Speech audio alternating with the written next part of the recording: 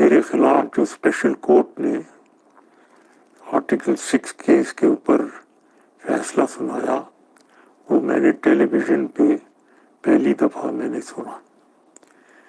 یہ فیصلے ایسے بھی ملتی کہ نہ تو ڈیفینڈنٹ کو نہ اس کے وکیل کو اجازت ملی ہو کہ وہ اپنی دفاع میں بات کر سکے.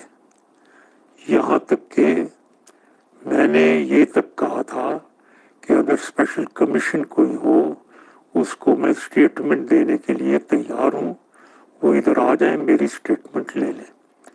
اس کو بھی نظر انداز کیا گیا. میں اس فیصلے کو مشکوک اس لیے کہتا ہوں کہ شروع سے لے کر آخر تک خیال نہیں رکھا گیا، بلکہ میں یہ بھی کہوں گا کہ آئین کے مطابق، کانسٹیٹیوشن کے مطابق اس کیس کو سننا ضروری نہیں ہے. لیکن یہ کیس صرف کچھ لوگوں کی میرے خلاف ذاتی عداوت کی وجہ سے اور یہ ایک فرد واحد کو ٹارگٹ کیا گیا، اور ان لوگوں نے ٹارگٹ کیا جو اونچے عہدوں پہ فائز ہیں اور اپنے عہدے کی غلط استعمال کرتے ہیں. قانون کا مایوس کن استعمال فرد واحد کو نشانہ بنانا اور واقعات کا اپنی منشا کے مطابق چناؤ کرنا یہ ظاہر کرتا ہے کہ یہ لوگ کیا چاہتے ہیں. پاکستانی عدلیہ کا بہت احترام کرتا ہوں.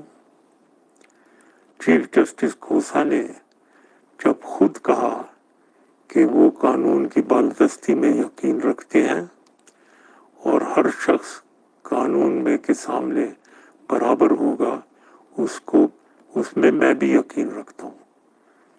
لیکن میرے خیال میں چیف جسٹس کھوسا نے اپنا ارادہ اور اپنے عزائم خود ہی عوام کے سامنے یہ کہہ کر ظاہر کر دیا کہ میں نے اس مقدمے کے جلد فیصلے کو یقین بنایا کہ میرے ہی خلاف ججمنٹ دے سکتے ہیں. میں پاکستانی عوام اور پاکستانی آرم فورسز کا شکر گزار ہوں جنہوں نے پاکستان کے لیے میری خدمات کو یاد رکھا. یہ میرے لیے سب سے بڑا تمغہ ہے اور میں اسے اپنی قبر میں اپنے ساتھ لے کر جاؤں گا. میں اپنا اگلا لائے عمل اپنی قانونی ٹیم کے سے مشاورت کے بعد فیصلہ کروں گا، اور مجھے پاکستانی عدلیہ اور پر اعتماد ہے